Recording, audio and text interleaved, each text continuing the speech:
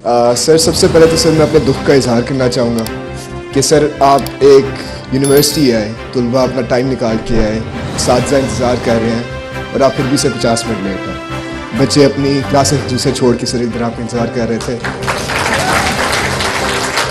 اور سر میں اس بات پہ شرمندہ ہوں کہ میرے پرائم منسٹر، بے شک کیئر ٹیکر پرائم منسٹر ہو، اسے ان کی عزت نہیں، یا پھر مجھے لگا کہ شاید ان کی عزت نہیں۔ بسم اللہ الرحمن الرحیم۔ پن پوائنٹ ٹی وی کے ساتھ میں ہوں نوید امان خان۔ پچھلے دنوں نگران وزیر اعظم انوار اللہ کاکڑ صاحب لاہور تشریف لے گئے۔ لمس کا ان کا دورہ تھا اور وہ دورہ ان کے لیے بھی بہت زیادہ اچھا ثابت نہیں ہوا۔ ان کی اس دورے کے حوالے سے جو تیاری تھی وہ بھی کچھ مکمل نہیں تھی، انہوں نے بالکل اس کو ایک روایتی دورے کے طور پر ہی لیا۔ میرا یہ خیال ہے اس طرح کے اداروں کے دورے کرنے سے اجتناب ہی کرنا چاہیے۔ اگر آپ اس طرح کے دوروں کا ارادہ رکھتے ہیں تو پھر آپ کا ہوم ورک بھی پورا ہونا چاہیے اور آپ کو یہ بھی پتا ہونا چاہیے کہ آپ کا سامنا کس طرح کی آڈینس کے ساتھ ہوگا۔ لمس ایک ظاہر تعلیمی ادارہ ہے، لیکن یہ وہ تعلیمی ادارہ ہے جہاں پر عمران خان کے جو فالوورز ہیں وہ بہت زیادہ ہیں۔ عمران خان نے، جس کو ہم یہ کہتے ہیں کہ نوجوان طبقے کو زبان دی ہے، میں یہ سمجھتا ہوں کہ عمران خان نے نوجوان طبقے کو زبان دراز کیا ہے۔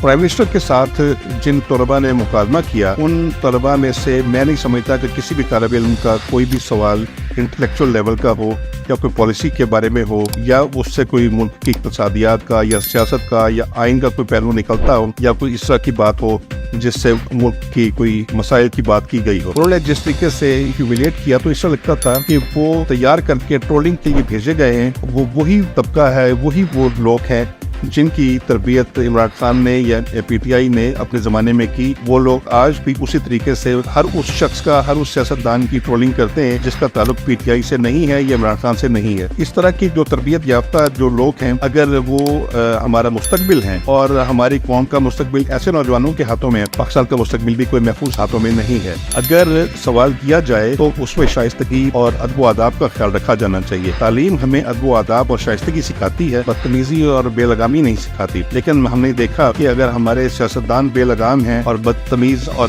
بد تہذیب ہیں تو ہماری نوجوان نسل بھی بالکل بدتمیز اور بد تہذیب ہو چکی ہے۔ جس انداز سے ہمارے طلباء نے سوالات کیے، جس لہجے میں سوالات کیے یا جس طرح کے جس معیار کے سوالات کیے، وہ میں نہیں سمجھتا کہ ایک لمس جیسے ادارے کے طلباء سے توقع کی جانی چاہیے۔ جہاں تک کاکڑ صاحب کا تعلق ہے تو کاکڑ صاحب کی تیاری بھی اس طریقے سے نہیں تھی جس طریقے سے ہونی چاہیے تھی۔ یہ درست ہے کہ انہیں تاخیر سے نہیں جانا چاہیے تھا، وقت پہ جانا چاہیے تھا۔ یہ بھی ایک ہماری سیاسی کلچر بن چکا ہے کہ ہمارے سیاستدان ہمیشہ کسی بھی محفل میں یا کسی بھی تقریب میں جاتے ہیں تو تاخیر سے جاتے ہیں۔ عمران خان کے زمانے میں میں ایک تقریب میں موجود تھا، چائنا کے سفیر اس تقریب میں تشریف لائے، لیکن جو اس وقت کی وزیر اطلاعات و نشریات تھیں فردوس عاشق اعوان، وہ وقت پر نہیں آئیں اور تقریب شروع کرنی تھی۔ ظاہر ہے کہ دنیا وقت کی قدر کرتی ہے، اس تقریب میں 5-7 منٹ 10 منٹ انتظار کیا گیا، لیکن اس کے بعد چین کے جو سفیر تھے یاو جنگ، انہوں نے تقریر کی اور تقریر کرنے کے بعد وہ اس تقریب سے چلے گئے۔ 1 گھنٹے کے بعد فردوس عاشق اعوان جو اس وقت وزیر اطلاعات و نشریات تھیں وہ آئیں، اور جب وہ آئیں تو انہوں نے دیکھا کہ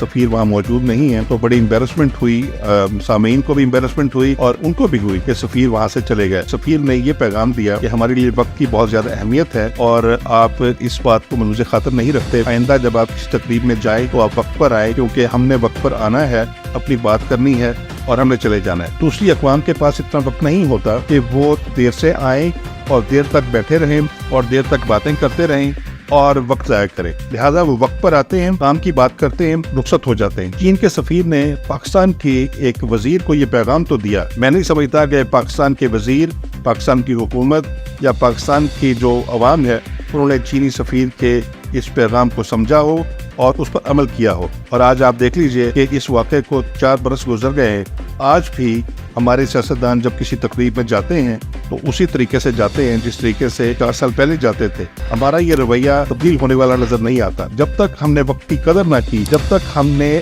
دوسری دنیا کے اقوام کے ساتھ کمپیٹیبل اپنے آپ کو نہ کیا اور جب تک ہم نے ان کی جو ترقی کے راز ہیں ان کو نہ پایا، میں نہیں سمجھتا کہ پاکستان ایک قدم بھی آگے بڑھ سکے گا۔ اگر ہمیں ترقی کرنی ہے، اگر ہمیں ان اقوام کے ساتھ شانہ بشانہ چلنا ہے اور باوقار قوم کے طور پر اپنے آپ کو دنیا میں منوانا ہے تو ہمیں ان طور اطوار کو اور ان اقدار کو فالو کرنا ہوگا جو غیر اقوام کی ہیں اور جس کی وجہ سے وہ ترقی کے منازل طے کر رہی ہے۔ اب تک کے لیے اتنا ہی، ہمیں دیجیے اجازت، اللہ نگہبان۔